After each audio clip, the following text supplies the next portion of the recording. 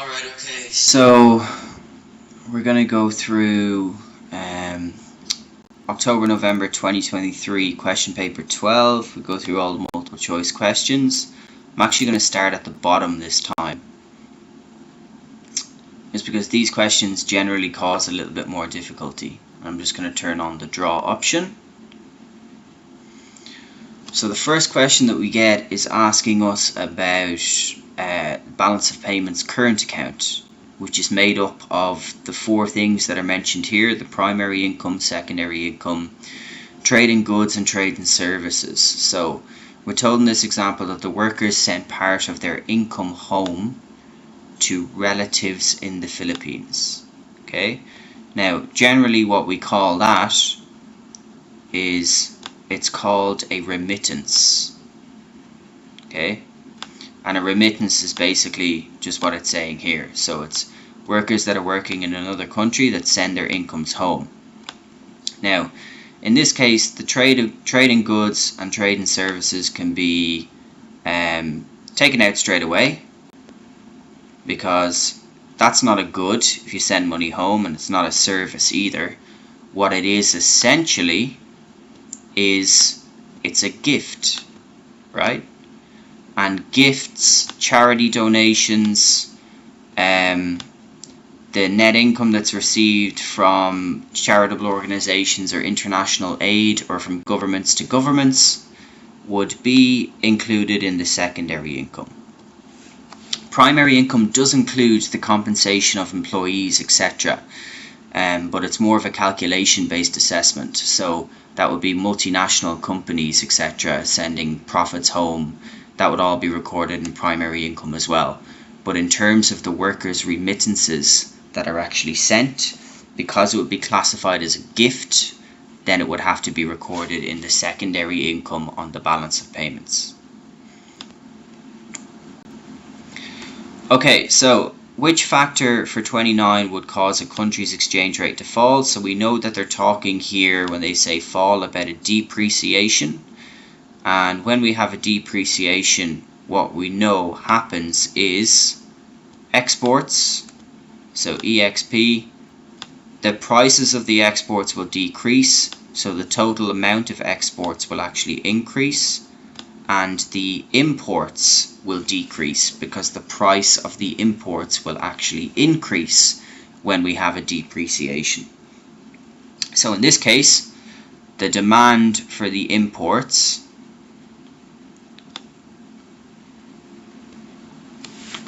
would be something that would actually cause the exchange rate to fall. Okay, now we know what the effect of it is. We said it's where the imports go down, but the factor that would actually result in the exchange rate falling in the first place would be the demand for imports increases. Now if you think about it this way, to cause a depreciation, if the demand for imports is increasing, we are requesting, or we are essentially trading our currency for the currency in another country. So we're demanding more of their currency and less of our currency, which means that it would cause the rate of our currency to fall against their currency. Okay. Now, if we have something like the domestic interest rates rising, in this case, this would actually cause an appreciation. Okay. Now, why would it do that? If domestic interest rates rise, then foreign companies will want to put their cash into our banks. So the demand for our currency would actually increase, and that would cause an appreciation of our currency. Okay, domestic savings and more tourists coming to the country, they would not be relevant for this. They don't cause a depreciation. In circumstances, tourists can be affected by the exchange rate. So if you're going to another country, for example, depending on whether there is a depreciation or appreciation, it may become cheaper or more expensive for you to travel to that country, but it's not going to be a factor that actually causes it to fall in the first place. So we need to be cognizant of, or remember, that the exchange rates are based on demand and supply for the currency. And all of those reasons are listed on slide 14, Unit 6, Foreign Exchange Rates, from those slides that I have prepared for you guys. Okay, so question 28. Country X believes that country Y is selling steel at prices below the average cost of production. So country X imposes a higher tariff on steel imports from country Y. Okay, so essentially they're penalizing country Y. They feel that it's affecting their own competitiveness. What does country X hope to achieve by imposing this higher tariff? Okay, so the first two that we can certainly rule out is reducing inflation in country X and reducing inflation in country Y. I can just go back here, just make sure I tick the correct one. Yes, I did. Okay, so I'll tick the correct one here and we'll do the explanation as well. So the correct answer is B. Dumping is, if you review your international specialization or protection section, you'll see that dumping is relating to selling below the cost of production, trying to get rid of those materials or those products, right? And if a country is dumping, that's going to highly affect the competitiveness of local firms. So in order to stop them from doing this, they put in the tariff on the product, and then that allows, or that makes, people have to buy products from local companies. Okay, avoid country X dumping steel in country Y. That's not relevant. Why? Because it's country X that's putting the tariff on country Y. Country Y dumping steel in country X, yes, because it is country Y that is selling the steel imports to country X. So that's what we want them to stop dumping into this country. Inflation is not relevant because by imposing a higher tariff, that's not a method to conquer inflation. In fact, it's going to result in consumer prices being more expensive for people that are living in country X. So it will definitely not reduce inflation in any circumstances. Okay, question 27. A small country whose only export is oil decides to substantially reduce the rate at which it extracts its limited oil reserves. Okay, so why would they do this? Would it help to raise the level of employment in the oil industry? Absolutely not. Okay, why? Because by reducing the rate of extraction, that means that they're going to be reducing the number of jobs that are available in that industry also. So raising employment, it'll be the opposite effect. Increasing current government income, that will also have the opposite effect. Why? Because if their only export is oil, they're relying very heavily on it. So by reducing the amount of oil that they extract, what they're going to be doing is actually decreasing their current government income, because less that's sold out will be less that's taken through taxes, etc., less that will be put into people's pockets for spending, and it might possibly result in higher unemployment, less jobs, less income tax, etc. for the governments. Okay. To improve the balance of payments next year or in the following year, that also makes very little sense, because why would they reduce the rate that they extract the limited oil reserves just to improve their exports the following year, right? So the only option that is possible here is to maintain future living standards. And why would this be the correct option? So we know that it would have a lot of negative externalities when we come to the production of oil, or a lot of effects like pollution, etc.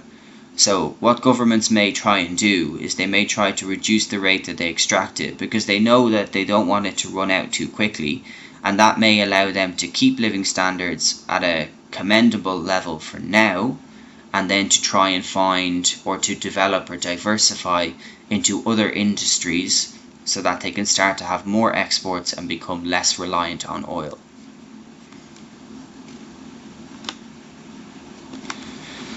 Okay, question 25 or 26, sorry. In some developing countries, a large percentage of the population is involved in subsistence farming. Now, if you can't remember what subsistence farming is, it's essentially farming where they're farming for themselves. So it's like if you live on your own farm and you make and you grow your own food. You may not be selling that food, so it may not be involved in trade, but what you're doing is you're providing for yourself and your family through this farming. So you basically grow your own food and you eat your own food. Now, what can be concluded from this if we have a large percentage of the population who are doing this subsistence farming? So, what can be concluded? Each family will have enough to live on. No, not really. How can we conclude that? There's a large proportion of the population, but we don't have information or statistics on every family that's available. Production is unlikely to be capital intensive. Production will be efficient, or there'll be a high level of trade. One of the things about subsistence farming is that it is definitely inefficient. Okay, we want agriculture not to be subsistence. We would prefer it to be productive and then for trade to take place, because that's what's going to generate or help our economy. And there'll be high levels of trade. I already explained that to you in my description of subsistence farming. There will not be high levels of trade, simply due to the fact that subsistence farming will not leave the people that are making it themselves. So the correct option is production is unlikely to be capital intensive. And why is production unlikely to be capital intensive? Subsistence farming, they're going to be making it themselves. It's going to be highly labor intensive. So it's going to be a family going out into the back garden, planting their vegetables, waiting for them to grow, taking the vegetables and using them or making them for the next period of time for their food to sustain their lives. Okay, question 25. What is the most likely consequence? So with these questions, you can generally, just for you to be aware, generally pick two that would be a possible consequence, but we always have to keep an eye out for the one that is most likely to occur. So we have to apply our common sense in these circumstances. Of an aging population for a high income country, so we're a wealthy country with a lot of old people. Maybe we can also call ourselves Japan. So there will be a fall in the dependency ratio. Absolutely false. What is the dependency ratio? It's a ratio that determines who do we need to look after, essentially. So the dependents are the people that we need to provide for because they can't provide for themselves, like young children, very elderly people, people with disabilities, etc. There will be an increase in geographical mobility. Again, absolutely wrong. How would we be able to move locations if our population is aging? They're obviously going to be less mobile than they would have been when they are younger. A younger population will be much more mobile. There will be a fall in the level of immigration. Okay, again, why would that make sense? If we've got an aging population, what is likely to happen? Immigration is people into a country, remember? Then we're more likely to have an increase in immigration. Why? Because our aging population may not be enough to sustain our labour force that we need. So we've got less people working as our population gets older. We may need to import, let's say, workers from other countries to keep our labour force at the level that we need. And there will be an increased spending in healthcare, so that should be fairly straightforward, common sense. People get older, they start to develop health issues. We need to spend more money as a government, keeping them healthy. Okay, HDI can be used to measure human development in countries. What measure would not be included as part of this calculation? Okay, so what does HDI do? It measures human development and essentially the inequality of incomes. Therefore, this one is going to be very straightforward. The thing that is not included in it is the measure of the inequality of incomes. Okay, it's one of the one of the things that we calculate through HDI, we do include life expectancy, gross national income per head, and years of schooling. And to look at the factors, there's about 8 different ones that are included in the HDI, and they've all got various subcategories as well. You can look at the slides that are available for Unit 5 on living standards. So, what must have happened in a country when it experienced an annual rate of inflation of 100%? Okay. Price level halved? Absolutely not. Price level would have doubled, not halved, if the inflation goes up by 100%. Real value of money doubled? Absolutely not. Flipped around here, the real value of money would have halved, because things are now twice as expensive as they were, right? The money supply doubled, or the purchasing power of money halved? Money supply doubled.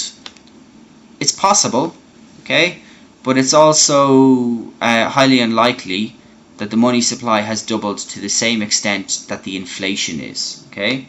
Money supply and inflation are very closely linked, as our monetarist views would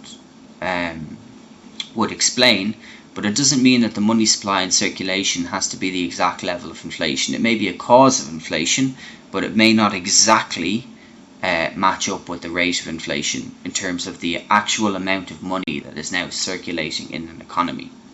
However, what must have happened is that the purchasing power of money has halved. So think about it in simple terms. If we have something last year, like a chocolate bar that used to be $1, that chocolate bar, if inflation is now 100%, will be $2 next year.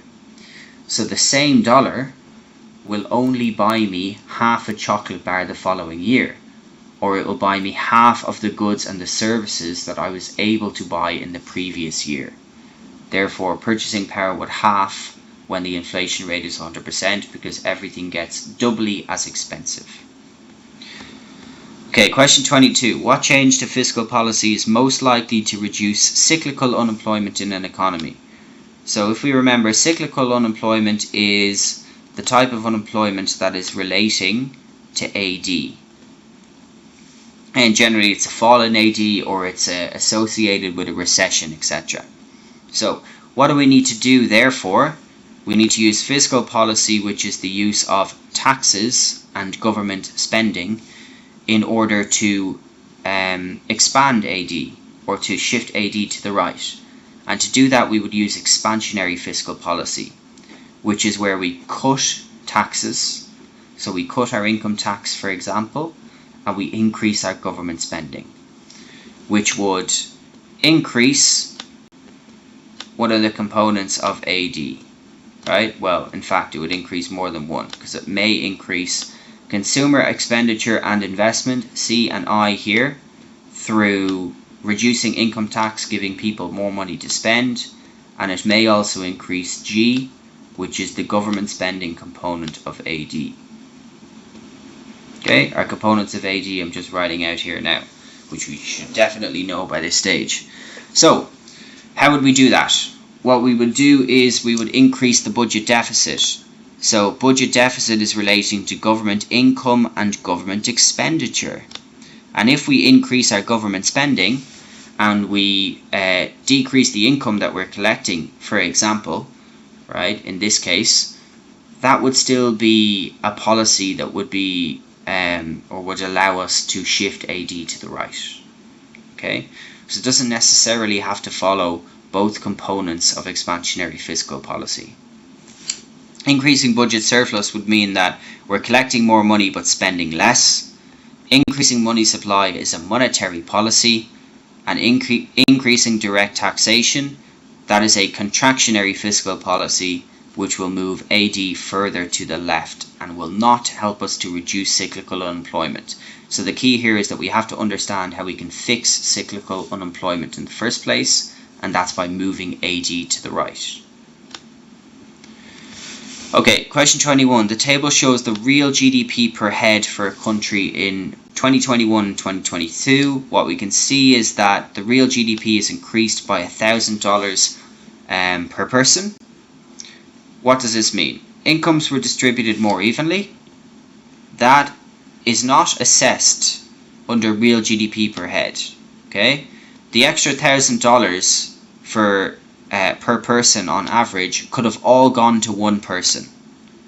We don't have those statistics offhand, but it doesn't show us the level or the rate that income is distributed. So is it distributed evenly? Has it got more uneven, etc.? We're unaware of those facts, so we can't choose that as our option.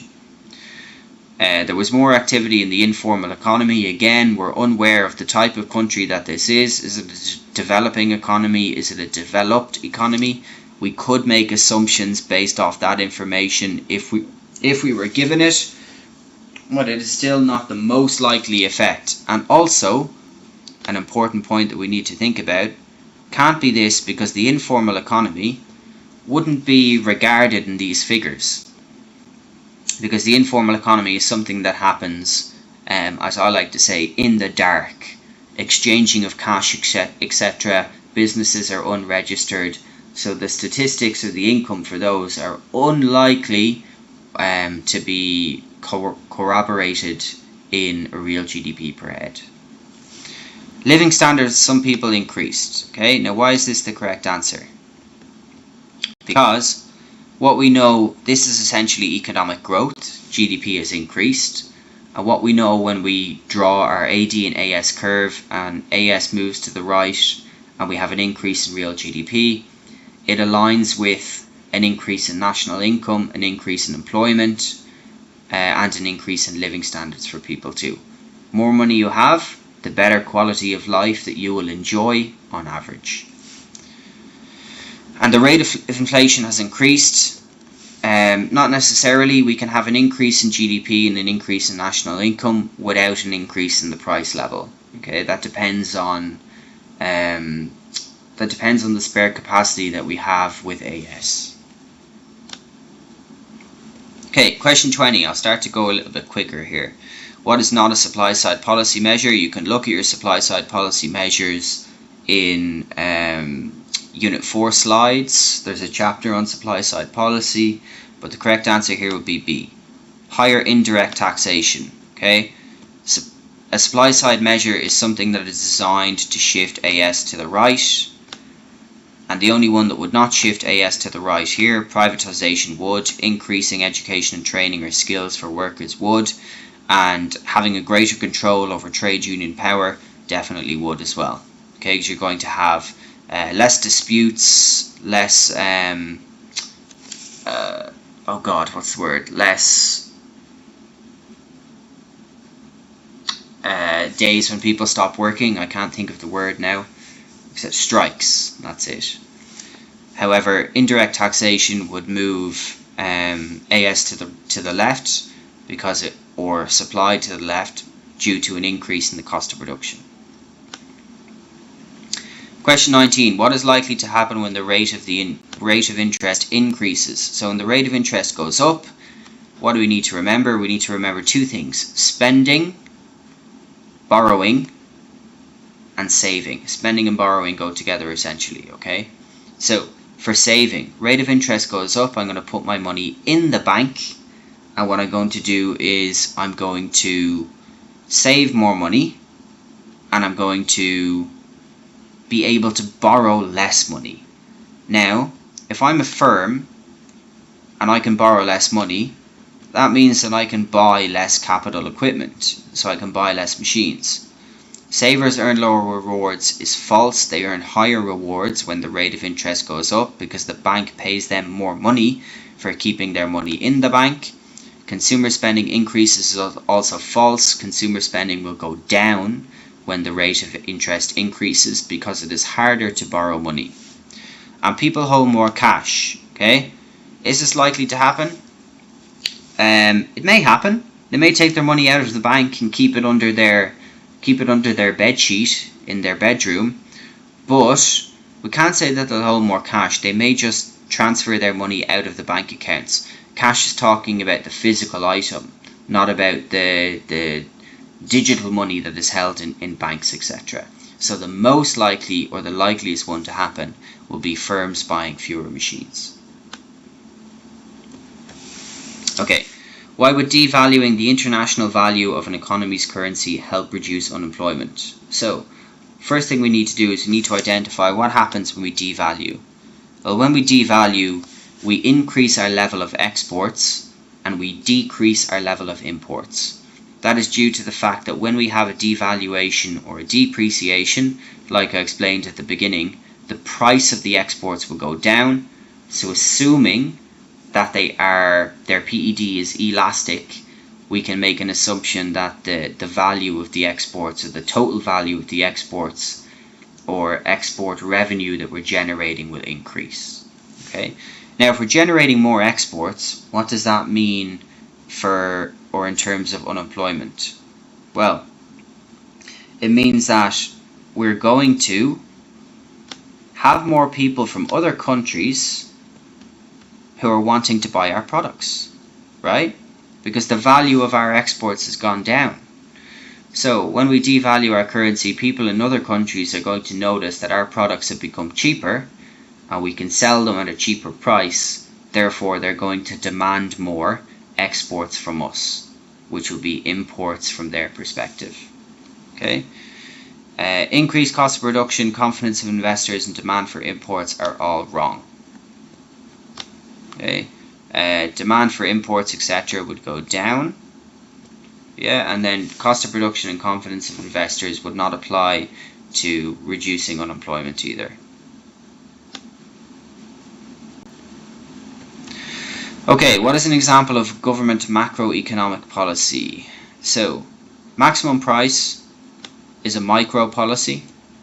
Preventing price rises in the food industry, we assume that they're talking about minimum price there. That's a micro policy, sorry.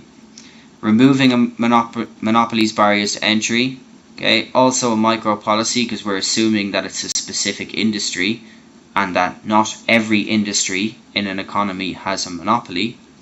Increasing the money supply is a monetary policy, which is a macro policy that we've studied, which is Unit 4.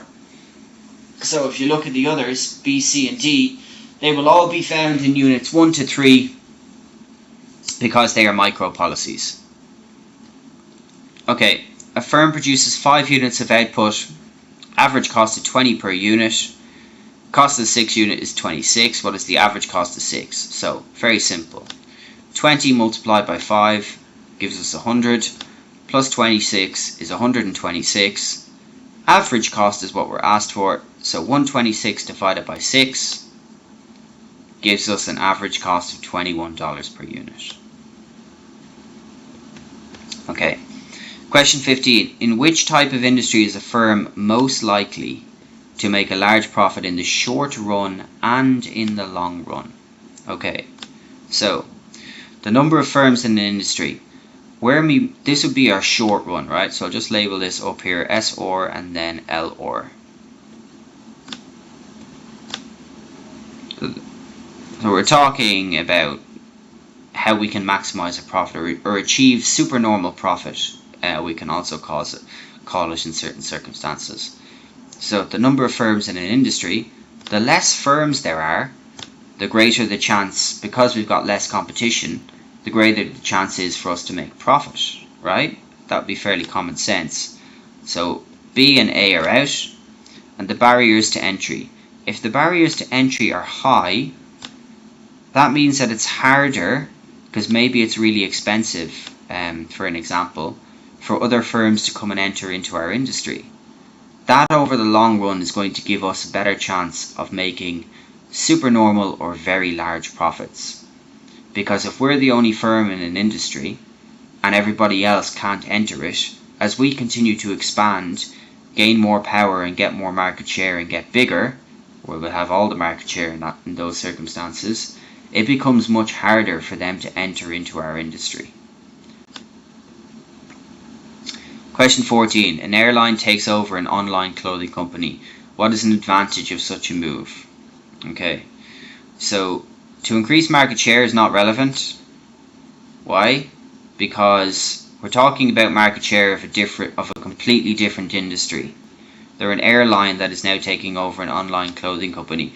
So if they took over another airline, that would help to increase their market share in the airline industry. But because it's a completely different industry, completely different company, that doesn't apply.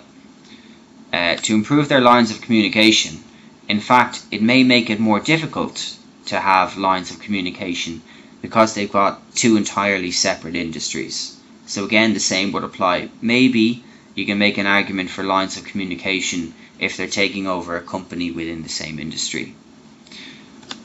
The most suitable option here is to diversify their operations. So what companies will do is they will take over a company if they've been successful in another industry to try and take away some of the risk that they may encounter. So let's say, for example, if you think, actually a great example here would be something like COVID. So the airline industry was decimated during COVID because essentially nobody was flying for about 2 years. So what an airline could have done if they took over an online clothing company is during that COVID period when people were still able to order, etc., everything essentially went online for a period of about a year, they would have been able to move their significant resources into the online clothing company, and they would have been able to soften the effects or the negative effects of COVID on their parent company. Okay, what is not a reason for differences in the earnings of airline pilots in a particular industry? So when you do these questions, the way I like to do it is I like to go through what are definitely the reasons. So bargaining power of employees is definitely a reason why airline pilots earn different money in different countries. Why is that? Because in some countries they've trade unions, they may have more bargaining power, and in other countries they don't. Discrimination is another factor why airline pilots will get paid different amounts in different countries. They may pay certain nationalities less money than they might pay to other nationalities. And government policies as well. So government policies can affect wages.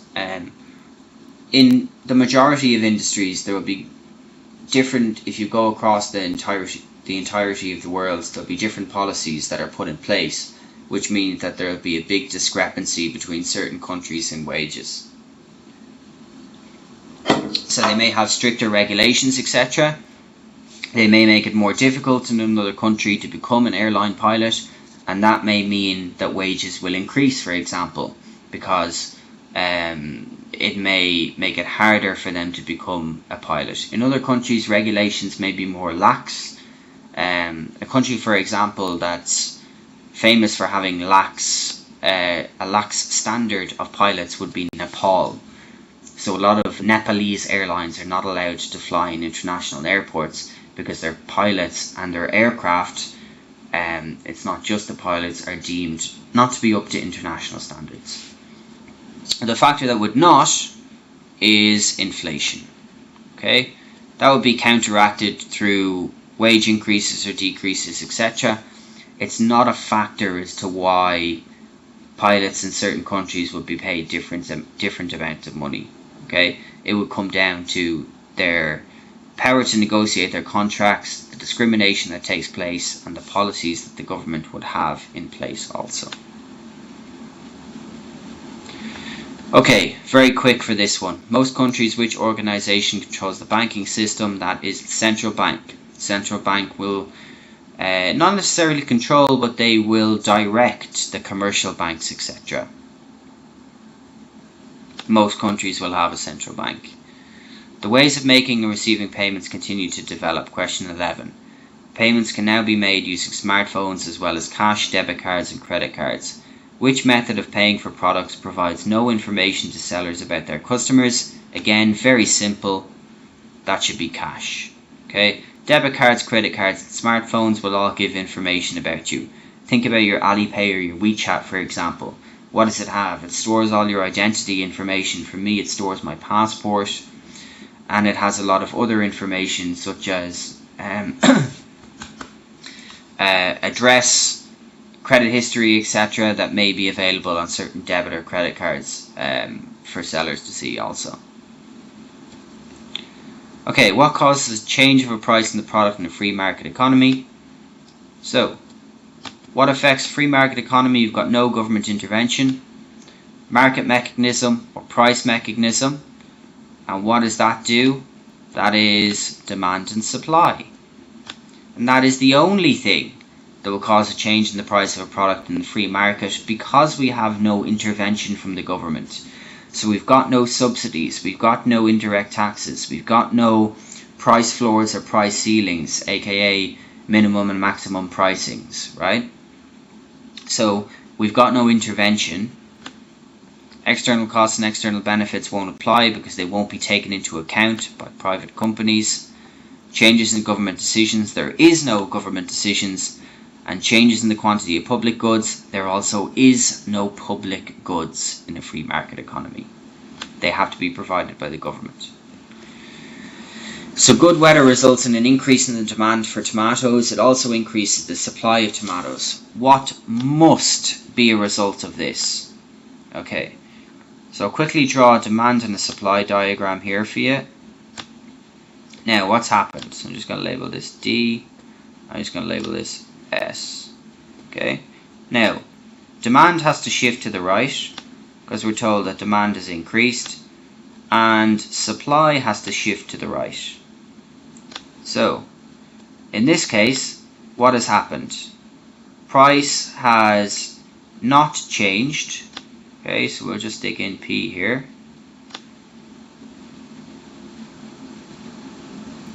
And Q down here. Okay, now can the price change when both demand and supply shift at the same time? Yes, it can. So if you look at it here, for example, if supply shifts to the right by less than demand, we're going to have an increase in the price of the product. If supply shifts to the right by more than the increase in demand, we're going to have a decrease in the price of the product. But the one thing that is absolutely certain is that the quantity that is now being traded has to increase. Price can go up, price can go down, or price can stay the same, but the quantity absolutely has to. So quantity of tomatoes traded will rise. Okay, question 8. The owner of a hotel in Malaysia finds that the PED for accommodation in the area is minus 1.7. If the hotel owner decreases the price of a room by 5%, how would the demand for a room change? So, PED formula, we're given our PED and we're told about the price of the room. So we've essentially got that X over minus 5% will equal minus 1.7. Right? Okay. Simple mathematics. Take this bad boy over, multiply, and what are you going to get? You're going to get plus 8.5%. Now if you're confused on that, PED will always be a negative figure. Yeah, so we know that it has to be an increase if the price decreased. So straight away you can take out the two decreasing ones. And then 2.9 would not give a PED of minus 1.7. Okay, question 7, again very simple. We're told the total revenue remains the same. Total revenue only remains the same when the PED is unitary. In this case, price goes down if it's greater than 1. That would mean that it's elastic. The total revenue would increase. In the case of being inelastic here, price goes down, the total revenue would decrease, and it would also decrease in the case of it being perfectly inelastic, which is what the PED value of 0 is. Okay, market of 4 products are all in equilibrium. Table gives the value of the price elasticity of supply for each product. Demand for each product shifts to the right by 5,000 units at all prices. Which product will have the largest price increase? Okay, correct answer here is A, which is PES of 0. Why? Because PES of 0 will look like this. Okay, I'll just put S here to show you that this is your supply curve. So if you shift demand by 5,000 units at all prices, right? Which one is going to have the, by 5,000 units at all prices, yeah. which one is going to have the largest price increase? Well, it's going to be the one that has the vertical supply curve, right? Because in the case that it's highly inelastic, may look like this. So price will increase by a lot, but not as much as if you draw it as being perfectly vertical. You can test this yourself. 1.00 may look like that, or that shape, and 2.5, it's starting to get closer to being horizontal because it's more elastic. And then you can draw your demand curves, and you can see here, if I don't draw the full thing, but this would be P1 and this would be P, and test it yourself. Draw demand and a supply curve, test out the different elasticities. Once you know what the shape of them are, then every time you draw it, you should be seeing the same effect. Public transport and cars are substitute goods. The price of public transport goes up. What will happen to the demand for cars? So like I said to some students before, the way I like to think of this, and the easiest way to think about it, is what will happen with consumers. Okay, so if the price of public transport goes up, the basic law of demand, it's an inverse relationship. That means that less people will travel on public transport. I'm selling cars. If there's less people going on public transport, I'm likely to be a very happy man, because that means that more people will want to buy cars, so the demand for cars will increase. Extension or contraction does not apply because it's a substitute, which is the price of a substitute is a factor that shifts demand, not causes an extension or contraction. Okay, features of a market economy. Question 4. We've got private ownership, public ownership, and government allocation. So, two things. There's no... Sorry, oops, wrong one, sorry. There is private ownership, there is no public ownership, and there is no government allocation, intervention, or assistance in any way in a market economy. So, the correct answer would have to be C. How do we know that? You can check over again on the definition of a market economy, Unit 2, one of the first slides on the market economy chapter. Okay, finish the last three quickly. What is capital? Capital is the factory that's used in production. It is not the energy that's used in production. It is not the ability to organize the factors of production, and it is not the money invested in a firm. Okay, remember that money is not a factor of production itself. So capital is your factory, your machinery, etc. What you need to purchase in order to make your equipment or your product. Question 2. The economy of country X is always on its PPC. When will the goods and services produced by country X become more scarce? So we're going to have less goods and services available. That's what they're saying to us here. Now, when will we have less goods and services available? First of all, if our PPC shifts to the left, that would result in less goods and services available.